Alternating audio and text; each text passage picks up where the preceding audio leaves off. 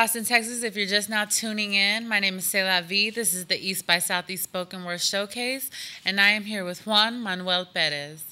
So it looks like you had a long drive to be here. Yeah, about 3 hours worth. Okay, where are you from? La Pryor, Texas. So how did you hear about us? I found out about you guys through Facebook, through Carla. Really? Awesome. Yes. Well, glad to have you here. Oh, thank you. Now, so tell me what kind of poetry it is that you do. Mainly do some Chicano type of poetry. I also do speculative, like horror, science fiction, things like that. And I'm all over the place, basically. Really? So, yes. So you've been doing this since you were about... Probably about junior high, but officially about 6 years ago, I started getting serious about what I was doing. So, yeah. Do you feel like when you write, what do you feel? What provokes you to pick up the pen and... Sometimes just a thought, it just comes to you. It could be 2 o'clock in the morning, and you just write it down and you just elaborate on that. But they're mainly just pieces of, just pieces of information, and you just start working with that. Sometimes it turns out, and sometimes it don't. I have stuff sitting in the journal about 4 or 5 years still, nothing done with it. So. Well, this is my first time hearing him, so I'm looking forward to hearing his pieces. Now, if there's anyone out there who wants to hear more of your work, how would they be able to do so? They can go online at www.juanmanuelperez.com, and you can find out more about me, my books that I've already produced, or published rather, and even some of the YouTube videos are on there too, so about some of the poems that I've done in different areas like San Angelo, San Antonio, even down in the valley, things like that. Okay. What are the name of some of the pieces that you're going to make today? One is I See Brown People, which has been anthologized a whole lot. You got several of them in there. What Can Brown Do For You? It's also a poem. Am I Too Macho to Wash Clothes? El Primo, which I just recently wrote for one of my cousins. And wait, I like that one. Am I too macho to wash clothes? Yeah, you like that. I think I will. Anyways. That's good. Well, I'm looking forward to hear it. Oh, okay. Okay. I'm ready. Austin, Texas, Juan Manuel Perez. I see brown people. When I sit to eat a salad, the onions, the tomatoes, the lettuce, I see brown people. When I touch the walls of a new home, the floors, the cabinets, the plumbing, I see brown people. When I stop to rest the night at a hotel, the bed, the carpet, the toilet, I see brown people. When I see rich people, their cars, their homes, their children, I see brown people in long unemployment lines, long commodity lines, long prison roll calls, long funeral processions. I see brown people everywhere. Yet, where are they? In history books, in schools, in the world. What can brown do for you? I was thinking that perhaps it could get you drunk, thrown in jail, out of bars, mistaken for another, accused of stealing, or at least eyeballing something to take, treated like a foreigner, even though you were born right here in America. Then I thought that maybe it could remind people of your mighty ancestry, the greatness of the Aztecs, the Mayas, the Toltecs, the grand totality of Central America, the contributions to math and science, to architecture and religion, to poetry and mythology. Then I further contemplated that brown is sexy, exotic. In case you didn't notice, a natural aphrodisiac works well on the fair skins. It could ultimately get you laid more times than you can count to 100 in Spanish. Yeah, baby, that's what brown can do for you. Am I too macho to wash the clothes? Allá en el rancho grande, allá donde vivía, había una rancherita que alegre me decía, que alegre me decía.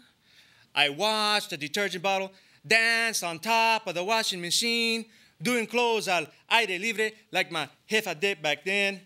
My vieja's inside studying for colegio. I'm bearing the cold, reading Why Am I So Brown?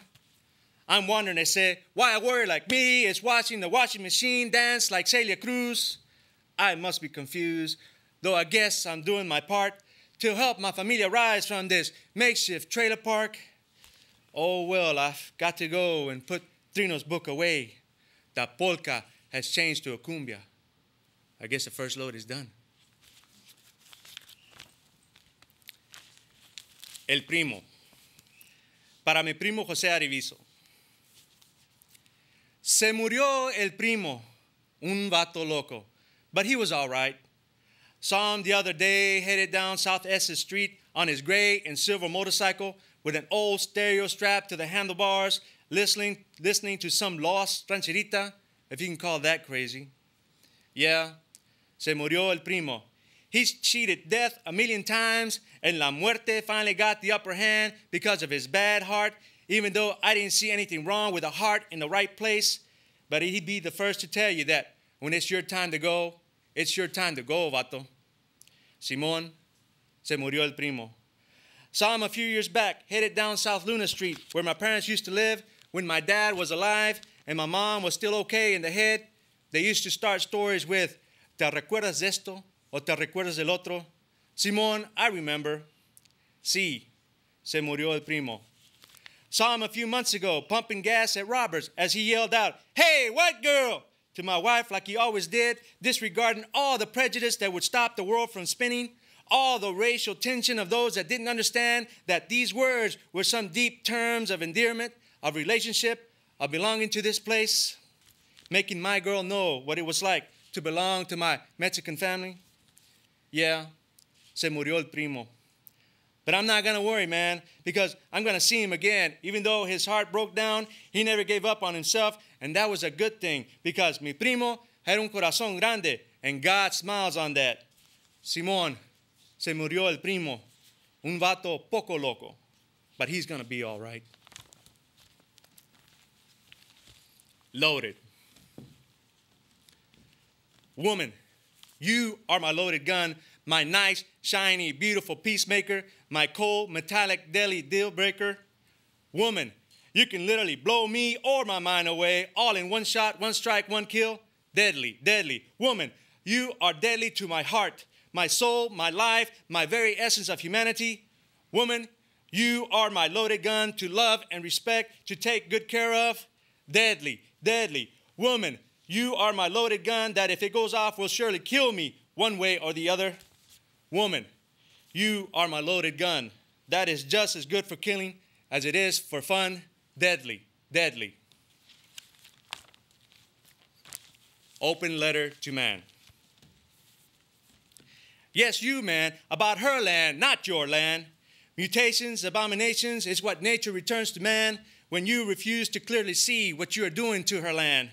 Her land, not your land. So why is it such a mystery when she comes to collect from you, spreading bacteria, viruses, cancers, taking back what you withdrew from her land, not your land?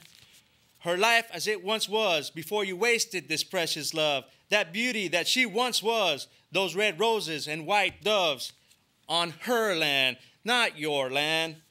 Mother Nature turned death incarnate. What other choice did you leave her? For she is a most constant force, and this is your end, that's for sure. For this is her land, not your land. Her land, not yours, man. The cat from the other side of the tracks. Do you know that cat? That cat from the other side of the tracks where all the vatos are all down in all kinds of shades of brown, where poverty is spread a good mile wide like smooth tortillas all around? So you know that cat. Can't put any clearer than that. Handcuff and take it downtown. Chicano the verb, not the noun, because colors speak louder than words, where lineups make minorities frown. Hell, everyone knows that cat. That cat from the west side of the tracks, where the madrecitas are all trying to make you fat with menudo and tamales and that. That cat works every low-paying job around town. Can't really miss him unless you're whacked. That semi-elusive cat, that cat from the other side of the track, where speaking Mexican is a real fact, and the good life is all that's at, and the sun shines, yes, it shines on all those cats from the other side of the tracks. Pumpkins despair. Pumpkins grin in their despair of Hallows Eve upon the air, smell of candle fire within their eye, hopelessly watching costumes go by. Candy corn dreams of legs and arms since birth upon their former farms, so they could shift from present state to knock on doors and replicate. Yet all they can is sit and wait, patiently forward with plenty faith, for an October night turned upside down, for despair to break, silence to sound. I am Juan in the fields. I am Juan.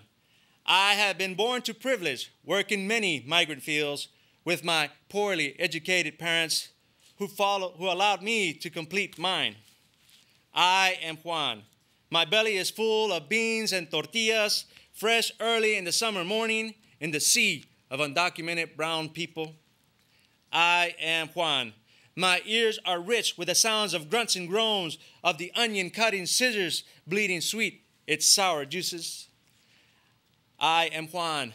My bodily constantly cool with my precious Mexican sweat, taking a break to talk to the onions, telling them to make a great feast of themselves. I am Juan. I am Juan of the free. I am Juan of the educated. I am Juan of the privileged. I am Juan in the onion fields. Saint Batman. Inspired by the work of David Perry and Valentine Popoff. Judge, jury, and executioner. Dark vigilante disposed in human rights. The new American Jesus Christ. Against injustice, he leads a fight. Too many questions for unwanted answers. Bear the creature of our common plight. Defeating our fears with guns and fists. Beautiful, yet corrupt, all in one sight. The controversial cure that everyone needs, yet no one dares to claim. The dawn of Saint Batman through the darkness of the same. Hate him because he wants to save you. Love him because you know he will.